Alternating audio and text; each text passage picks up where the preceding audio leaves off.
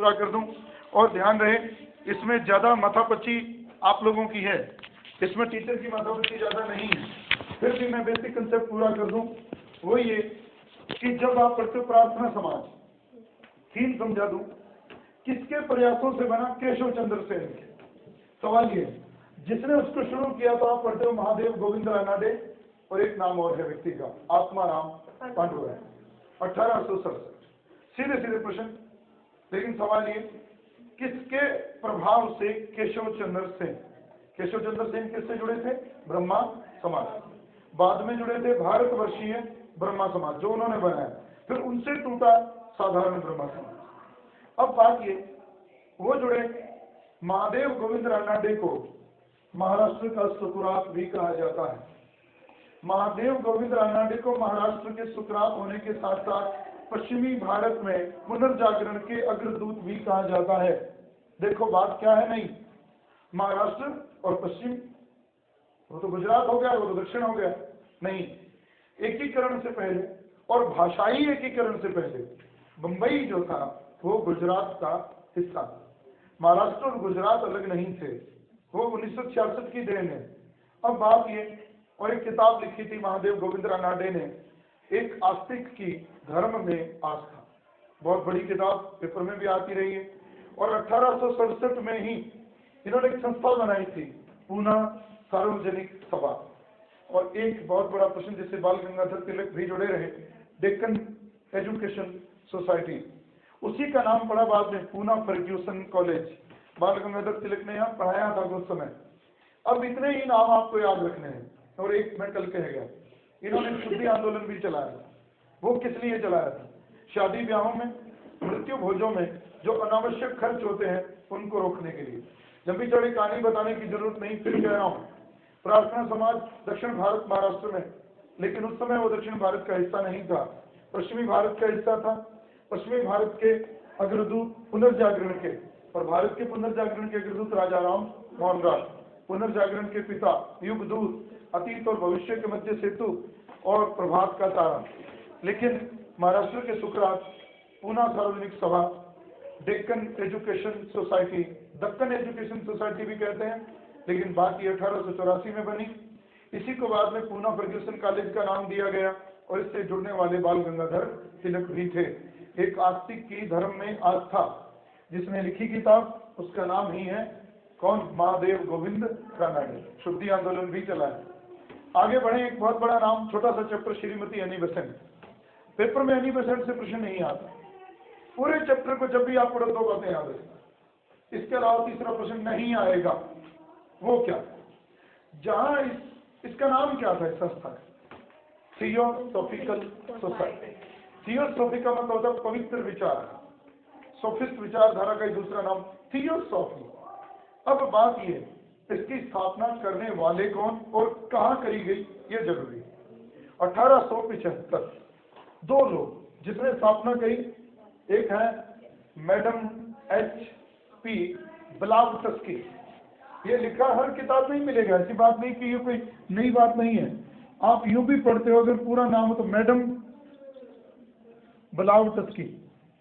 एक नई बात, समय था 1875, जगह थी अमेरिका का न्यूयॉर्क। लेकिन अब सवाल ये है कि मैडम ब्लावटस्की इस रक्त की थी, जर्मन और रूसी रक्त की महिला थी।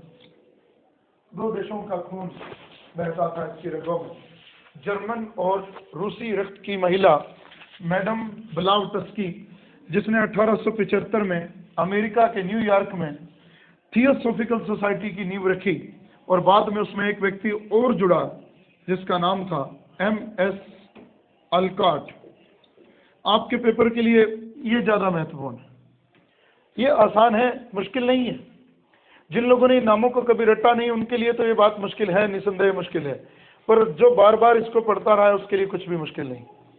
अब इसकी बात जो और जोड़नी है वो ये, इस वर्ष ये भारत आ गया, इसका मुख्यालय यहाँ आ गया, ये पेपर में आता रहा है। बड़े बड़े पेपरों में मद्रास में एक जगह थी अड्यार, इसका मुख्यालय अड्यार में खुला। हम आज प्रश्नों पे ही बात कर रहे हैं। अब सवाल ये है नहीं, वो ठीक बनाते ही उसके साथ दो लोगों ने ही मिलकर बनाया, लेकिन उसका नाम इसके नाम जाता है, शुरू करने वाली है, उसके सहयोगी चाहिए, MS अल्कोट। अब बात ये, मद्रास में उसका मुख्यालय खुला, और ये पेपर में बहुत बार, मैं जितना इस प्रश्न को महत्वपूर्ण कहूँ उतना ही कम है। मद्रास में इसका मुख्यालय कहाँ है, सन नहीं पूछा जाता, जगह पूछी जाती है, अड्यार। अब बात ये, आपकी किताबों में ये लिखा है 1889 में वो उसके संपर्क हिंदुस्तान में आई, कौन, एनी बेसेंट। 1893 में इसकी सदस्या बन गई। लेकिन अब जो बात उसमें जोड़नी है वो इसकी अध्यक्षा कब बनी, उसमें पढ़ो, जब मृत्यु किसकी हुई, इसकी। MS अल्कोट के मरने के बाद उन्होंने भारत में थियोसॉफिकल सोसाइटी का नेतृत्व संभाला।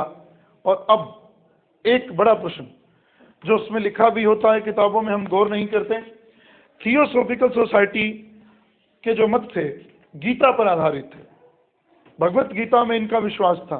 वो यूं ना आए, प्रश्न यूं आ जाए, कर्म और पुनर्जन्म में इनका विश्वास था, किनका, थियोसॉफिकल सोसाइटी और एनी बेसेंट का। और मैंने कल एक बात और भी कही थी कि एनी बेसेंट के बारे में यह भी माना जाता है कि इनको वैदिक मंत्र, गीता के सूत्र यूं रटे हुए थे कि लोग कहते थे कि पिछले जन्म में ब्राह्मण थी और इन्होंने जन्म यहाँ लिया है, वापस हिंदुस्तान में यहाँ आई हैं, ये इसीलिए आई हैं। तो कर्म और पुनर्जन्म में विश्वास, गीता में इनका विश्वास, और थियोसॉफी, पवित्र विचारधारा। एक घटना और जोड़ दो, इन्होंने 1898 में, ये पेपर में आने के लिए प्रश्न है, एक स्कूल बनाया था जिसका नाम था सेंट्रल हिंदू स्कूल। और यही स्कूल 1916 में मदन मोहन मालवीय जी के प्रयासों से BHU, बनारस हिंदू विश्वविद्यालय के रूप में ये पौधा बड़ा होकर वृक्ष बना, जो आज भी हिंदुस्तान के मुख्य विश्वविद्यालयों में एक है। और एक बात और, इसी के दीक्षांत समारोह में पहले दीक्षांत समारोह में शामिल हुए थे महात्मा गांधी, और उन्होंने बहुत बेइज्जती करी थी लोगों की, और ये कहा था, ये जो काले चोगे पहने लोग बैठे हैं, इनमें मेरे देश का आम आदमी कहाँ है? ये आभूषण, ये चोगे जिस सभ्यता के प्रतीक हैं, ये आपको शोभा नहीं देते।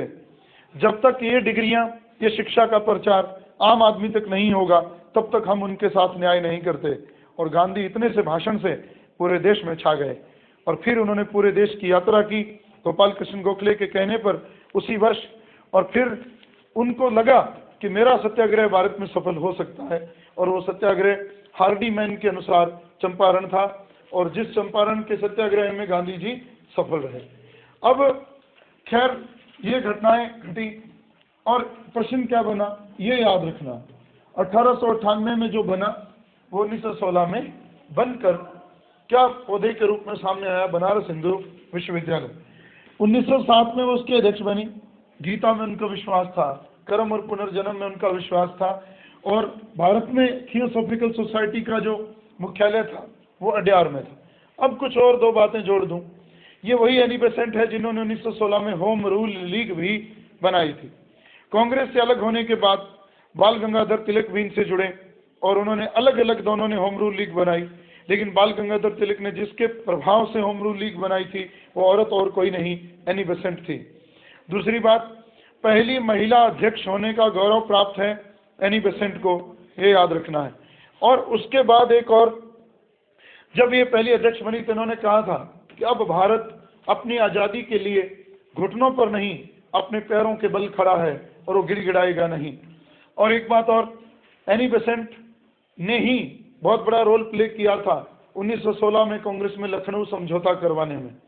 ये तीन बातें इनकी और जोड़नी है, जो उस धर्म सुधार आंदोलन से तो नहीं जुड़ी, पर जुड़ी हुई बहुत बड़ी हैं। कल भी एक बात हमने कही, एनी बेसेंट ने कहा था स्वामी दयानंद सरस्वती पहले व्यक्ति थे जिन्होंने एक बात कही थी, भारत भारतवासियों के लिए है। तो ये एनी बेसेंट के जीवन के कुछ घटनाएं। अब इसी में एक व्यक्ति और जोड़ रहा हूँ, वो है मुस्लिम सुधार आंदोलन है, और उनका नाम है सर सैयद अहमद खां, और इनके आंदोलन का नाम है अलीगढ़ आंदोलन। लेकिन इनकी कहानी कुछ मुश्किल तो नहीं, पर हम थोड़ा जिस चीज पर ध्यान नहीं देते, मैं उस पर आपकी बात केंद्रित करूं। जब 1857 की क्रांति हुई, हम हारे, बिल्कुल क्लियर है। हम भौतिक दृष्टि से तो हारे, मॉरल इफेक्ट उसका बहुत बड़ा था, जिसके ऊपर एक आज़ादी का भवन खड़ा हुआ बाद में। तो उन दौरान में एक बात क्लियर हुई कि हमने बहादुर शाह की बेइज्जती करी थी, इसलिए हमारे खिलाफ खड़ा हुआ कौन सा वर्ग? मुस्लिम वर्ग। याद हो WTLF, मुसलमानों का षड्यंत्र। तो उन्होंने ये बात महसूस की अंग्रेजों ने कि एक तो मुसलमानों को अपनी ओर लाओ, एक देशी रियासतों के शासकों को भी अपना मित्र बनाओ, उनको थोड़ा अब तंग मत करो। लेकिन अब बात ये, उन्हीं दिनों में एक लेखक ने, W हंटर ने एक पुस्तक लिखी थी, इंडियन मुसलमान।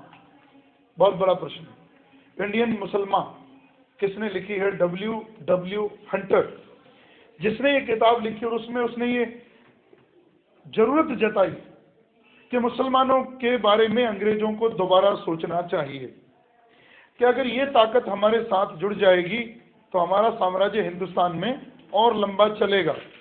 और फिर उन्होंने बड़े बड़े लोगों को अपने साथ जोड़ना शुरू किया। और अब हम तो पढ़ रहे हैं किसको? अलीगढ़ आंदोलन को, जिसके प्रणेता कौन है? सर सैयद अहमद खान। 1817 में जन्मे और 1898 में मृत्यु हुई। और इस व्यक्ति का जन्म जहां हुआ, दिल्ली के एक समृद्ध मुस्लिम राजघराने में। और ये 1857 की क्रांति के समय सदर अमीन के पद पर भी थे बिजनौर में। उस समय बड़ी पोस्ट पे थे जो हिंदुस्तानियों को मिलती थी, उस पर थे ये। अब बात ये, इन्होंने भी उसको सैनिक विद्रोही कहा है और कुछ नहीं कहा। अब सवाल ये, इस व्यक्ति ने एक बात कही मुसलमानों को, हम लोग बहुत पिछड़े हुए हैं, हमारा सुधार करने की बहुत जरूरत है। और एक बात आज भी हम मानते हैं, सामाजिक दृष्टि से और एजुकेटेड होने की दृष्टि से आज भी वो वर्ग पीछे है। और वो पीछे होने की वजह से वहाँ जिहाद जैसी घटनाएं, मुजाहिदीनों जैसी घटनाएं रोज घटती हैं। शिक्षा इस चीज को ठीक करती है। और एक थोड़े दिन पहले हमारे इस संकल्प ग्रुप के परिवार में एक वीडियो आया था, जो शायद बड़े लोगों ने देखा होगा, कि वहाँ एक स्कूल के बच्चों पर एक गाना फिल्माया गया। थोड़ा समय पहले घटना घटी थी कि स्कूल के 150 बच्चों को गोली मार दी गई थी, बहुत बड़ा हत्याकांड हुआ था वहाँ। तो उस पर उन लोगों ने एक वीडियो बनाई, छोटे बच्चे गाना गा रहे हैं कि मुझे दुश्मन के बच्चों को पढ़ाना है। कि मुझे क्यों? दुश्मन क्या? जो कौम के दुश्मन नहीं, जो मानवता के दुश्मन है, जो अपने ही भाइयों का खून पी रहे हैं, वो क्यों पी रहे हैं? तो इनमें किस चीज की कमी है? शिक्षा की। हम उसका प्रतिकार कैसे करेंगे? लड़कर नहीं, उनको पढ़ाकर। अगर हम उनको पढ़ा देंगे तो फिर से ऐसी घटनाओं की पुनरावृत्ति नहीं होगी। तो यहाँ ये सवाल उठाऊं कि अलीगढ़ आंदोलन के प्रणेता सर सैयद अहमद खान ने क्या किया? उन्होंने ये किया, मुसलमानों में सुधार करने के लिए उनको किन भाषाओं से जोड़ने की कोशिश की? पाश्चात्य, अंग्रेजी। वो कैसे संभव होगा? तो इन्होंने कहा अंग्रेजी पढ़ो, मुसलमानों को कहा अंग्रेजों के भक्त बनो, आप तब तरक्की करोगे, वरना इस हिंदू राष्ट्र में आपकी तरक्की होना संभव नहीं है। और ये नींव रख दी थी जिन्ना से पहले इसने। और इसने क्या किया? सुधार तो किए, लेकिन इसने काम एक किया, इन्होंने मुसलमानों के दिमाग में राजभक्ति पैदा करने की कोशिश की। किसके प्रति? अंग्रेजों के प्रति। सुधार तो उसने उनकी शिक्षा में किया, नो डाउट, उसमें कोई किंतु परंतु नहीं। वो कैसे किया? ये एक पत्रिका छापते थे, उनमें अपने विचार लिखते थे। ये पेपर में बहुत बार आया है, तहजीब उल अखलाक। तहजीब उल अखलाक नामक पत्रिका छपती थी और उस पत्रिका में इनके विचार होते थे। और तहजीब उल अखलाक का मतलब होता है सभ्यता और नैतिकता, ये याद रखना। सभ्यता और नैतिकता उस किताब का मतलब होता है, उस पत्रिका का उसका मतलब होता है। और इन्होंने एक और बनाई, संस्थाएं जो बनाई, ये सीधे याद रखना है, संयुक्त राजभक्त सभा,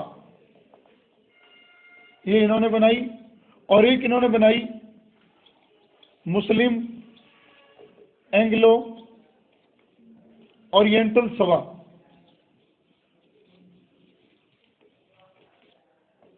मैं अलग पढ़ाने के बजाय एक बात जोड़ रहा हूँ, एक क्वेश्चन दे रहा हूँ आपको। आप जब पढ़ोगे तो एक शाखा और मिलेगी आपको, देवबंद शाखा। जब आप इस आंदोलनों को पढ़ोगे, शिबली नुमानी बहुत बड़ा नाम है उसमें, उसको यूं मत पढ़ो कि उसने किसने चलाया क्या था, वो जोड़ो।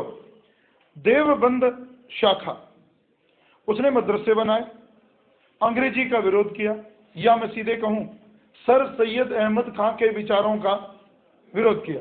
अंग्रेजों के खिलाफ नफरत थी, मदरसों में जिहाद की शिक्षा दी जाती थी। और बात ये, उस देवबंद आंदोलन ने इन दो संस्थाओं के खिलाफ, या यूं कहूं इस व्यक्ति के खिलाफ फतवा जारी किया था। ये प्रश्न है, 2-3 बार आईएएस में आया हुआ है कि किस शाखा ने सर सैयद अहमद खां की नीतियों के खिलाफ, उनकी संस्थाओं के खिलाफ संयुक्त राजभक्त सभा और मुस्लिम एंग्लो ओरिएंटल सभा के खिलाफ फतवा जारी किया। वो देवबंद शाखा है। ये सिर्फ इतना यूं जोड़ना, बाकी कोई मतलब नहीं रहेगा, किसने चलाया किसने नहीं चलाया कोई मतलब नहीं है उसका। ये से जोड़नी है। अब एक नाम उसके साथ जुड़ी हुई, कुरान पर टीका लिखी सैयद अहमद खान। और एक बात और, वो ये, इन्होंने एक स्कूल बनाया 1875 में, एक स्कूल की नींव रखी जिसका नाम था मोहम्मदन एंग्लो ओरिएंटल स्कूल। देखो वही नाम है जो सभा बनाई थी, उसी के नाम से एक स्कूल है, मोहम्मदन एंग्लो ओरिएंटल स्कूल, जहां मोहम्मदन और अंग्रेजी शिक्षा, इस्लाम और अंग्रेजी दोनों। और वही वो स्कूल 1920 में अलीगढ़ विश्वविद्यालय बना, जो आज भी, जो भारत के गिने चुने नामचीन विश्वविद्यालयों में आता है। तो अलीगढ़ मोहम्मदन विश्वविद्यालय की नींव किसी व्यक्ति ने रखी थी, तो वो थे सर सैयद अहमद खां। और मैडम एनी बेसेंट ने जिसकी नींव रखी थी बनारस हिंदू विश्वविद्यालय की, वो 1916 में बना, ये 1920 में बना। ये सर सैयद अहमद खां के जीवन के कुछ क्रियाकलाप थे। और अब एक और नाम, अंतिम छोटा मोटा आप पढ़ लेना, मैं 2 पे बात करूंगा। हेनरी विवियन डेरिजियो, बहुत बड़ा नाम, हिस्ट्री के टीचर के रूप में आए थे कलकत्ता में 1826 में। 1809 में पैदा हुए और 1831 में मर भी गए। कितनी उम्र में रहे, सिर्फ थोड़ी सी उम्र जिया ये व्यक्ति, 23-24 साल, ज़्यादा नहीं रहे। लेकिन 1826 में आया, 5 साल हिस्ट्री के टीचर के रूप में जॉब की। और इसने जो आंदोलन चलाया था, यंग बंगाल आंदोलन, हेनरी विवियन डेरिजियो, यंग बंगाल आंदोलन। कुछ बातें और, इन्होंने यहाँ पर आकर एक अखबार भी चलाया था, कलकत्ता साहित्यिक गजट, कलकत्ता लिटरेरी गजट, उसी को कहते हैं जो इन्होंने चलाया। और इन्होंने एकेडमिक एसोसिएशन, एक संस्था बनाई जहाँ पढ़े लिखे लोग आते, बातचीत करते, चर्चाएं करते, डिबेटिंग क्लब, जहाँ वाद विवाद होते तत्कालीन समस्याओं के ऊपर। और इन्होंने एक और किताब, जो जिस पत्रिका से जुड़े रहे, कलकत्ता हेस्पेरेस, ये नाम मैं बोल रहा हूँ जो यही है, कलकत्ता साहित्यिक गजट, डिबेटिंग क्लब, ये हो गई एकेडमिक इंस्टीट्यूशन, एकेडमिक संस्था। अब एक और, कलकत्ता हेस्पेरेस, एक और अखबार निकाला इन्होंने। ये इनके जीवन से जुड़ी हुई बात। पर एक बात हो, सुरेंद्र नाथ बनर्जी ने इनको हमारी जाति का पिता कहा। सुरेंद्र नाथ बनर्जी ने इन्हें बंगाल में, वो भी बंगाल के थे बनर्जी, और उन्होंने इन्हें कहा हमारी जाति का पिता। किसको? हेनरी विवियन डेरिजियो। और अब एक बात और, इसने जो किताबों में नहीं लिखी बात, एक बात लिखी है, कहीं मैंने पढ़ी थी। कांग्रेस जब बनी थी उससे ठीक पहले, बहुत पहले, इसने अपने जीवन में एक बात कही थी कि अकेले अकेले आदमी कितने भी शक्तिशाली क्यों ना हो, वो अकेले ही होते हैं, वो कमजोर ही होते हैं। संगठित बनो और फिर संघर्ष करो। ये बात उसने कलकत्ता के उन स्नातकों को कही थी जो एक बैच इनका निकल कर गया था बीए करके, जिनको इन्होंने पढ़ाया था। तो कही थी कि अकेले अकेले आदमी कितने भी शक्तिशाली क्यों ना हो, कमजोर ही होते हैं। संगठित बनो, संघर्ष करो। हेनरी विवियन डेरिजियो। अब बात एक और व्यक्ति, दादा भाई नौरोजी।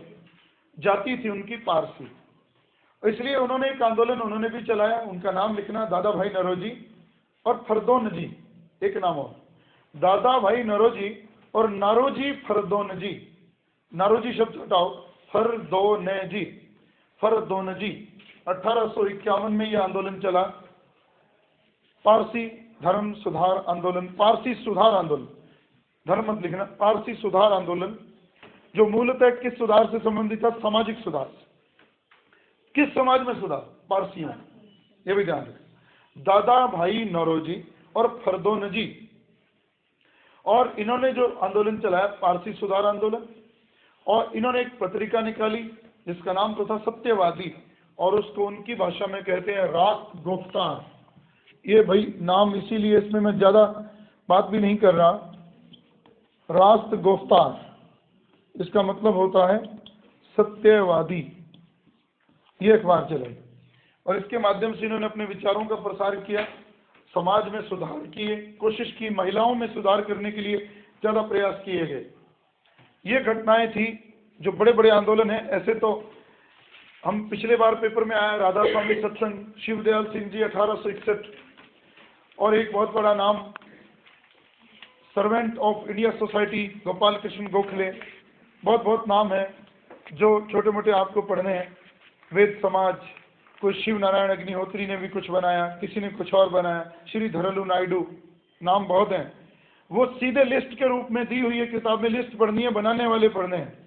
पिछले बार भी प्रश्न वही आया, एक सारणी आई है, किसने क्या बनाया उनको सम्मिलित करो। और एक प्रश्न आया था राधा स्वामी सत्संग की शुरुआत किसने की थी। तो एक प्रश्न शायद इसी में आया था कि निम्नलिखित में से कौन निर्गुण था, निम्नलिखित में से कौन सगुण था। तो भक्ति आंदोलन से कुछ इस तरह के प्रश्न उठे थे। तो ये सुधारकों के प्रश्न थे। लेकिन अब एक बात जहाँ से मैंने बात शुरू करने से पहले कही थी, राजा राम मोहन राय के प्रयासों से किस प्रथा का अंत हुआ था? सती, 1829 4 दिसंबर, नियम 17। आगे बढ़ते हैं। इससे भी पहले एक घटना और घटी थी 1795। लेकिन एक बहुत बड़ी बात यहाँ मैंने पढ़ी कि शिशुवध। शिशुवध का मतलब आज इसको कन्या भ्रूण हत्या भी कहते हैं, कभी शिशुवध के नाम से जाना गया। ये राजघरानों में ज़्यादा प्रथा थी, राजपूतों में ज़्यादा थी। अब बात ये, जब ये प्रथा चल रही थी तो अंग्रेजों ने इस पर काम किया। 1795 में एक नियम बना, नियम 21। उस नियम के तहत शिशु की हत्या को सामान्य हत्या मान लिया गया। और एक स्टेटमेंट है, महाराजा रणजीत सिंह, नाम सुना है ना, बहुत बड़ा नाम, उनके बेटे थे दलीप सिंह जी। उन्होंने अपनी रचनाओं में लिखा है कि मुझे याद है जब मैं छोटा था, मेरी बहनों को मारकर बोरियों में डालकर नदियों में फेंका जाता था। मैंने अपनी आंखों से देखा है। तो इसलिए ये प्रथा उस समय बहुत बड़े पैमाने पर फैली हुई थी, ऊंचे घरानों में। इसको खत्म किया गया 1795 में, जब हमारे देश के गवर्नर थे सर जॉन शो। मैंने लिखे हैं नाम, अगर कुछ त्रुटि हो तो उसे ठीक कर लेंगे। जो 1795 में घटना घटी वो था, हाँ, सर जॉन शो। और उसके बाद जो अगला एक सुधार आया बड़े अरसे के बाद, वो आगे की बात मैंने पहले की, अब मैं वापस लौट कर वहीं जा रहा हूँ। 1856, जो रीट में प्रश्न भी आया है, हिंदू विधवा पुनर्विवाह अधिनियम। सवाल ये नहीं है, इसको अंग्रेजी में भी पढ़ लेना, Hindu window remarriage act, Hindu विधवा पुनर्विवाह अधिनियम, विडो रीमैरिज एक्ट। अब बात अलग, फर्स्ट ग्रेड के लिए किसके प्रयासों से? ईश्वर चंद्र विद्यासागर। 1000 साइन करके एक परफॉर्मा इन्होंने वायसराय को दिया था, गवर्नर को दिया था, और उसमें सुधार हुआ। और 1856 में विधवा विवाह को अनुमति मिली और उससे पैदा हुई संतानों को जायज संतान स्वीकार किया गया, ईश्वर चंद्र विद्यासागर के प्रयासों से। एक हिंदुस्तान के नेता और थे। अब देखो 1856 में गवर्नर कौन था? 2 आए, एक तो गवर्नर गया डलहौजी और आया केनिंग। तो ये विवाद मुझे कई किताबों में मिला। उत्तर है डलहौजी, जिसके काल में ये जो हिंदू विडो रीमैरिज एक्ट आया, हमारी आर्य की गाइड में पीछे जहाँ किताब खत्म हो जाती है, जहाँ गवर्नर लिखे हुए हैं, वहाँ लिखा हुआ है कि डलहौजी के काल में ये हिंदू विडो रीमैरिज एक्ट पारित हुआ। अब बात ये घटना तो घटी। और 1872 में सिविल मैरिज एक्ट, जिसको नेटिव मैरिज एक्ट भी कहते हैं। सिविल मैरिज एक्ट का मतलब, नेटिव मैरिज एक्ट का मतलब 12 साल की कन्या का, छोटी का विवाह नहीं होगा, ये ध्यान रखना। और उस समय जो व्यक्ति था नॉर्थब्रुक, जो नहीं 14 वर्ष, ये याद रखना, 12 नहीं 14 वर्ष, और लॉर्ड नॉर्थब्रुक जो उस समय भारत के वायसराय थे, Lord Northbrook. 1872 native marriage act, जिसमें 14 साल से कम कन्या का विवाह अवैध घोषित किया गया। लेकिन ये ज़्यादा काम नहीं कर पाया, बड़े बड़े घरानों तक सीमित होकर रह गया, आम आदमी पर इसकी छाप नहीं पड़ी। तो 1891 में एक और सुधार आया, जिसका नाम था सम्मति आयु अधिनियम, एज ऑफ कंसेंट एक्ट। सम्मति आयु अधिनियम, एज ऑफ कंसेंट एक्ट और उस समय भारत के वायसराय थे लॉर्ड लैंसडाउन, ये नाम याद रखना। जहाँ से है वहाँ लैंसडाउन है, जहाँ नेटिव है वहाँ नॉर्थब्रुक है, ये याद रखना, लॉर्ड लैंसडाउन। और इसमें जो उम्र तय की गई 12 वर्ष की छोटी कन्या का विवाह, 12 से कम साल की कन्या का विवाह नहीं होगा, और इसका विरोध किया था बाल गंगाधर तिलक ने। और अब है एक अंतिम बात, 1930 में शारदा एक्ट आया, जिसके तहत विवाह की उम्र तय कर दी गई 14 साल और 18 साल, और उस समय भारत के वायसराय थे लॉर्ड इरविन। टाइम देखो क्या है, 1930, और 5 मार्च 1931 को गांधी इरविन समझौता भी हुआ था। वही है वो व्यक्ति इरविन। ये गवर्नर जनरल भी पूछे जा सकते हैं, उस सुधार के समय कौन सा गवर्नर था, इसलिए यूं पढ़ना है इसे। सुधारों का क्रम, सती प्रथा क्रम में लगा लेना, जो हमने पढ़े हैं, सती प्रथा, शिशुवध, हिंदू विडो रीमैरिज एक्ट, फिर सिविल मैरिज एक्ट, फिर एज ऑफ कंसेंट एक्ट, और फिर शारदा अधिनियम, ये याद रखना। इनके समय गवर्नर कौन थे, इनमें उम्र क्या रही बच्चों के विवाह की, ये बात याद रखनी है। प्रश्न सीधा तो कहीं नहीं बनेगा, सीधी बात तो हर कोई पढ़ रहा है, वो घुमाएगा, वो नाम ना लिखे, टाइम ना लिखे, सिर्फ गवर्नर और सुधार, तो फिर हमारे पास टाइम पता हो, क्रम पता हो, तो ही बात सही होगी। अब देखो एक बात और, जो टॉपिक हमने आगे पढ़ना है वो एक दिन में पूरा हो तो जाएगा, लेकिन आपकी हिम्मत उसे एक दिन में समझने की किसी की नहीं। क्यों? वो टॉपिक आप घर पे जाके पढ़ो, और पढ़ना वो जीके में भी है, और जीके में भी करवाया हुआ है। क्या? अंग्रेजी शासन के दौरान शिक्षा का विकास, और उसकी बात प्रॉब्लम क्या है समझ तो आ जाएगा, लेकिन समस्या कहाँ आती है, हर एक आयोग की शर्तें मिक्स होती हैं, वो मिक्सअप हो जाती हैं, किसने क्या कहा, किसने क्या कहा। शर्तें मैं सारी बताऊंगा, और फिर कह रहा हूं पेपर में प्रश्न कैसे आए।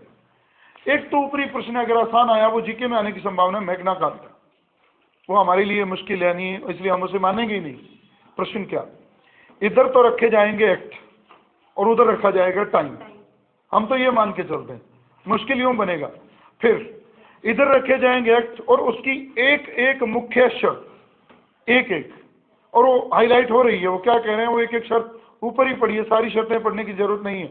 और फिर एक बात और, जिस समय वो एक्ट आए और उनके जो प्रस्ताव रहे, उनमें महिला शिक्षा पर प्रश्न आने की बहुत संभावनाएं रहती हैं, इसलिए उस पर जहां हम काम करेंगे। थोड़ी बात आज शुरू कर जाऊं।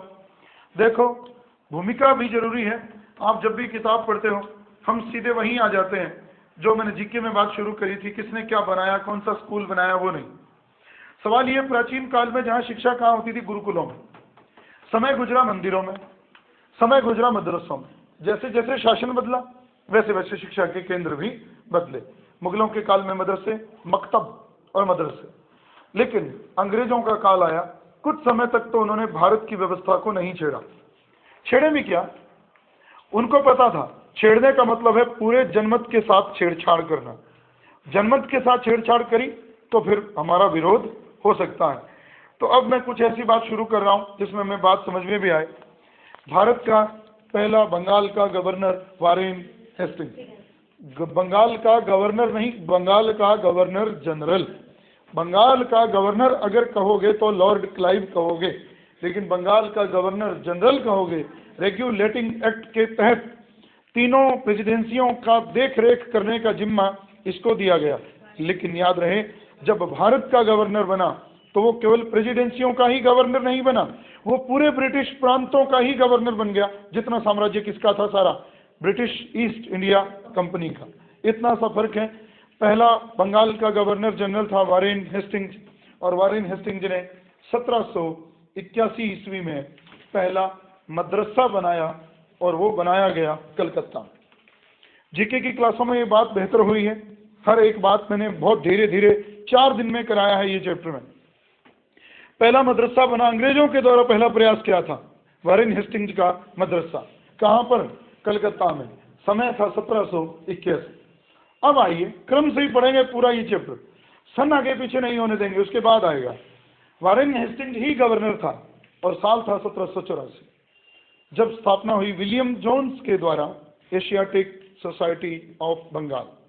केवल इतनी ही बात नहीं, ये वही विलियम जोन्स है जिसने सेंड्रोकोटस का नाम चंद्रगुप्त से जोड़ा है। ये वही विलियम जोन्स हैं जिन्होंने फिर इस संस्था को बनाकर भारत के इतिहास को उजागर करने के लिए एक अखबार छापा, एशियाटिक रिसर्च। ये भी याद रखना। एशियाटिक सोसाइटी ऑफ बंगाल की स्थापना कलकत्ता में हुई। स्थापना करने वाले sir William Jones Fort William में जज थे। ऑक्सफोर्ड यूनिवर्सिटी में पढ़कर आए थे, हिस्ट्री में एमए थे, रुचि थी इनकी हिस्ट्री में, बहुत कुछ पढ़ा और इन्होंने अपने जीवन का कुछ हिस्सा इस शिक्षा से भी जोड़ा। और वो बात थी Asiatic Society of Bengal. 1784 sir William Jones, उस समय गवर्नर कौन था? Warren Hastings. और इसी संस्था ने एक अखबार निकाला, एशियाटिक रिसर्च। और प्रश्न यूं बनाओ, एशियाटिक रिसर्च अखबार भारत के अतीत को, भारत के इतिहास को उजागर करने वाला पहला प्रयास था अंग्रेजों के द्वारा। अब सवाल ये, अब एक नाम विल्किंस, नाम मैं पहले का, चैप्टर समझ में आएगा लेकिन टेढ़ा है, व्यक्तियों के नाम ज्यादा हैं। विल्किंस महोदय ने इसी संस्था के अधीन, किस संस्था के अधीन? एशियाटिक सोसाइटी ऑफ बंगाल के अधीन पहली बार भगवत गीता का अनुवाद किया। और वो भगवत गीता का अनुवाद 1784 में शुरू हुआ। और उसके साथ बात ये जुड़ी है, वो मूल संस्कृत से हुआ और वो किया गया है विल्किंस महोदय के द्वारा। और उसका नाम रखा गया उस अनुवाद का इंस्टीट्यूट ऑफ हिंदू लॉ। ये आंकड़े सीधे सीधे पढ़ने हैं। विल्किंस महोदय, संस्था का नाम एशियाटिक सोसाइटी ऑफ बंगाल, स्थापना करने वाले विलियम जोन्स। और विल्किंस महोदय ने इसी संस्था के अधीन रहते हुए भगवत गीता का मूल संस्कृत से अनुवाद किया, जिसका नाम रखा गया इंस्टीट्यूट ऑफ हिंदू लॉ। अब आगे बढ़ते हैं। कुछ किताबों का अनुवाद उसी नाम से वापस, जो नाम मूल किताब का था उसी का ही कर दिया विलियम जोन्स ने खुद ने। अभिज्ञान शाकुंतलम, जयदेव का गीत गोविंद, इन दोनों किताबों का जो अनुवाद हुआ वो किसने किया? सर विलियम जोन्स ने। लेकिन उनके द्वारा किया गया एक अनुवाद मनुस्मृति का, जो उनकी मृत्यु के बाद छपा, अपनी किताबों में बहुत गलत तिथि दी है। 22 अप्रैल 1794 को विलियम जोन्स की मृत्यु हुई थी। 22 अप्रैल 1794 को जो विलियम जोन्स की मृत्यु हुई, उसके ठीक बाद एक किताब का अनुवाद छपा मनुस्मृति का, और उसका नाम था the code of Gentoo law. The code of Gentoo law William Jones के द्वारा किया गया एक काम उनके मरने के बाद छपा। और ये जितने भी काम अब तक हुए वो सारे काम किन संस्था के अधीन हुए? Asiatic Society of Bengal. एक बात साथ साथ समझते रहना, काम जो भी हो रहा है अभी भी हिंदू ग्रंथों पर हो रहा है। अंग्रेजी का प्रचार प्रसार करने के लिए कुछ भी अभी तक नहीं हो रहा। हमें ये समझना है, आंकड़ा तो रटना है पेपर में आने के लिए, रटने से ही बात बनेगी, पर थोड़ा थोड़ा बात पड़ावों में समझेंगे। अब एक ऐसा पड़ाव, ये सब घटा बनारस। बनारस का नाम आप सब लोगों के लिए नया नहीं है। बनारस के लेफ्टिनेंट गवर्नर थे, उस समय रेजिडेंट थे एक छोटे, जोनाथन डंकन। सीधे सीधे नाम रटने हैं, जोनाथन डंकन। उन्होंने कलकत्ता में और बनारस में एक संस्कृत का कॉलेज बनाया। प्रयास देखो क्या है, प्राच्य भाषा, अभी भी लिटरेरी लैंग्वेज संस्कृत, उसी पर काम हो रहा है अभी, अंग्रेजी पर काम नहीं हो रहा, क्योंकि अभी भी उन्होंने जनमत को छेड़ने का प्रयास नहीं किया। अब आता है सवाल, अंग्रेजी पर सीधे नहीं परोक्ष रूप से ईसाई मिशनरियों ने भी काम किया। लेकिन सवाल तो ये है, ईसाई मिशनरियों को भारत में बसने की अनुमति तो 1813 में मिली, लेकिन इसीलिए अपवाद स्वरूप 3 लोग जाने जाते हैं, श्री रामपुर त्रयी। नेट में प्रश्न था इस बार, श्री रामपुर त्रयी में कौन एक नहीं है? इसलिए हम ये तो पढ़ लेते हैं श्री रामपुर त्रयी, किताबों में नाम नहीं मिलता। उनका नाम Carey Ward Marshman, Carey Ward Marshman, 1799। Bengal में, कलकत्ता में इन तीनों लोगों ने, जो ईसाई पादरियों की तरह रहते थे, ईसाई मिशनरी के रूप में आए थे, उन्होंने अंग्रेजी का थोड़ा थोड़ा प्रभाव फैलाना शुरू कर दिया। इसलिए अंग्रेजी शिक्षा के प्रचार प्रसार में श्री रामपुर त्रयी का बहुत बड़ा स्थान है। त्रयी के नाम से जाने जाते हैं कैरे वार्ड मार्शमैन, कैरे वार्ड और मार्शमैन। दोबारा दोहरा दूं, पहला बंगाल का गवर्नर जनरल वारेन हेस्टिंग्स। क्या बनाया? मदरसा। कहाँ बनाया? कलकत्ता में। उसके बाद अगले 3 वर्षों के बाद एशियाटिक सोसाइटी ऑफ बंगाल स्थापना करने वाले, बहुत बार यूपीएससी के पेपर देखना, प्रश्न आपको 10 में से 5 बार मिलेगा ही अगर इस टॉपिक से प्रश्न आया है तो। विलियम जोन्स ने उसी संस्था में एक अखबार निकाला, एशियाटिक रिसर्च। उसमें भारत के अतीत को पहली बार दुनिया के सामने रखने का प्रयास किया गया। इसी संस्था के अधीन विल्किंस महोदय ने भगवत गीता का मूल संस्कृत से अनुवाद किया, इंस्टीट्यूट ऑफ हिंदू लॉ। फिर और अनुवाद हुए जयदेव के गीत गोविंद के, अभिज्ञान शाकुंतलम के और मनुस्मृति के। उनकी मृत्यु के बाद मनुस्मृति का अनुवाद छपा, the code of Gentoo law. 1791 में जोनाथन डंकन, जो बनारस के रेजिडेंट थे, उन्होंने कलकत्ता बनारस में एक संस्कृत का कॉलेज खोला। लेकिन ये शुरुआती प्रयास सारे के सारे नाकाफी थे भारतीयों को शिक्षा के साथ जोड़ने में। अब श्री रामपुर त्रयी तक हमने पढ़ी बात। 1799 में ये अपने आप में बहुत प्रचलित थे, बहुत लोग इनको जानते थे। ये क्या कर रहे थे? वैसे तो धर्म का प्रचार, किस माध्यम से? धीरे धीरे उसके साथ क्या प्रचार और हो रहा था? अंग्रेजी का, कैरे, वाल्ट और मार्शमैन। अब आते हैं लौट कर एक और बात पे, बहुत बड़ा नाम। 1800 ईस्वी में, पूरे 1800 ईस्वी में भारत का गवर्नर कौन था? 98 से 1805, लॉर्ड वेलेस्ली। वेलेस्ली ने कलकत्ता में प्रतियोगी परीक्षाएं तो नहीं कहूंगा, पर सैनिक और असैनिक प्रशिक्षण देने के लिए, उनको टीच करने के लिए कलकत्ता में कॉलेज खोला। लेकिन उस कॉलेज को खोलने के बाद अनुमति नहीं मिली और वो बंद कर दिया गया 1806 में, 6 साल बाद। और वो कॉलेज शिफ्ट कर दिया गया इंग्लैंड में, हैलीबरी में। ये सीधा याद रखना। 1800 ईस्वी में लॉर्ड वेलेस्ली ने कलकत्ता में एक कॉलेज खोला, लेकिन उसको अंग्रेजी सरकार ने बंद करवा दिया 6 साल बाद। और अब वो कॉलेज चला गया इंग्लैंड में, हैलीबरी में। जगह का नाम याद रखना। ये प्रयास भी फेल हो गया। क्या बात? फिर क्लास है?